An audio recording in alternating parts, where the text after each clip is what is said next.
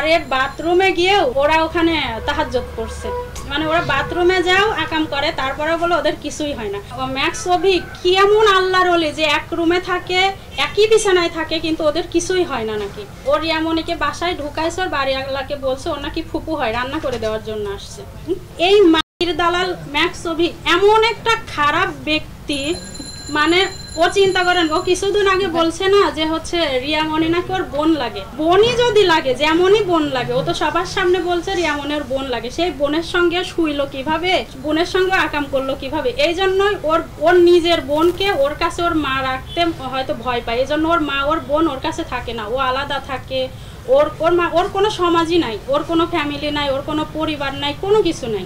তো ওকে যত ভালো পরিবেশই দেন, এই অভি কখনোই সেই পরিবেশে টিকতে পারবে না। আমার কাছ থেকে অভি অনেক হেল্প পাইছে, শুধু টাকা না, ওর খাওয়ার মতো কোনো কিছুই ছিল না। আমি খাবার রান্না করে পাঠাইতাম 3 বেলা, ওকে তাজা করছি। ওই 2 মাস আগে তো ও যখন ইতি চলে যায় ও মারাই গেছিল, মানে একদম এমনিতেই তো শরীরে হাড্ডি গুড্ডা ছাড়া কোনো কিছু নাই।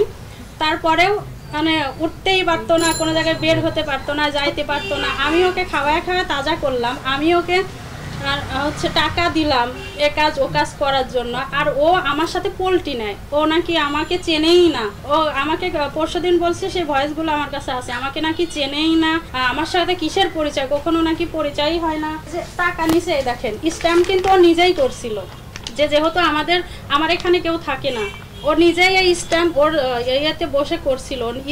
স্ট্যাম্প ওই কিনে নিয়ে আসছে, ওই এই লেখাগুলো লিখছে দেখেন। কিন্তু ও অস্বীকার করে, ও নাকি আমার থেকে কোনো টাকাই নেয় না। রিয়া আপুকে অনেকবার ফোন করে বলছি যে আপু দেখেন, আপনার জন্য অভির সঙ্গে আমার অনেক ঝামেলা হচ্ছে, আপনি ওর সঙ্গে কাজ করা বাদ দেন। আপনার সঙ্গে কাজ করছে জন্য ইতি আর ওর সংসার নষ্ট হয়েছে, আর আপনি ওর সঙ্গে কাজ করতেছেন জন্য ওর সঙ্গে আমাকে ঝামেলা হয়।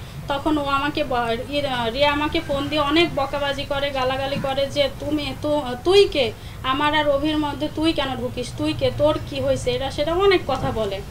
তো বলার পরে তো আমি তখন বলছিলাম আচ্ছা রিয়ার সঙ্গে যেহেতু তোমার এত ভালো সম্পর্ক, তাইলে রিয়ার থেকে বলো আমাকে যেন আমার টাকাগুলো দিয়ে দেয়, এই কথা বলছিলাম। তখন উনি বলে যে না, আমার তোর কাজ ছাড়া ওর সঙ্গে কোনো সম্পর্ক নাই, ও কেন আমাকে টাকা দিবে, আমি কারোর থেকে টাকা নেব না, আমার যখন সময় হবে তখন টাকা দিব। আর এখন অস্বীকার করতেছে আমি নাকি ওকে কোনো টাকাই দিই নাই। ওর সঙ্গে আমার তেমন কোনো রিলেশন ছিল না, মানে এমনিই ফ্রেন্ড হিসাবে ছিল। কিন্তু ও বলছিল আমাকে এইগুলা, যে ও অনেক বিপদে পড়ছে যখন ইতির সঙ্গে ওর ডিভোর্স হয়ে যায়, আলম ভাইয়ের সঙ্গে ওনার অনেক ঝামেলা হচ্ছিল।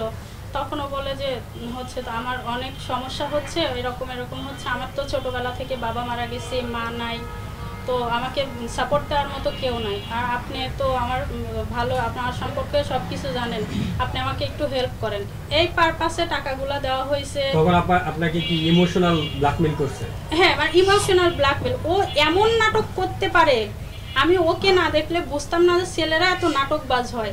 মানে এত ইমোশনাল কথা বলতে পারে, মানে যে কেউ লোক ওর কথা শুনে কান্না করে ফেলবে, এরকম অবস্থা।